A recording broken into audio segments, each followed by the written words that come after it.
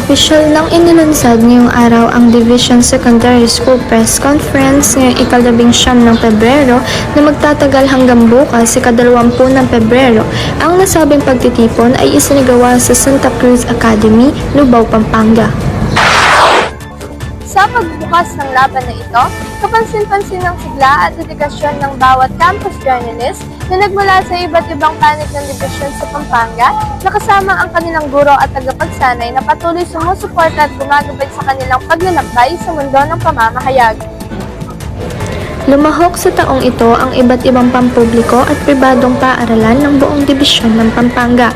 Dala ng bawat kalahok ang kanilang kaalaman, kasanayan at determinasyon upang ipakita ang galing sa iba't ibang larangan ng campus journalism at ipagmalaki ang kanilang paaralan. Ano-ano ang paghahanda na iyong ginawa ngayong pangalawang beses na naglalaban sa journalism paano ang taon? Masiksilang pagsasanay ito ang aming ginawa dahil mas mataas po yung tension ngayon kumpara ng journalism. Pero hindi pa rin po namin manalo kahit medyo imposible kasi tuon-tuon po ang aming kalaban at hindi rin po namin alam ang kapasidad ng bawat pasasok.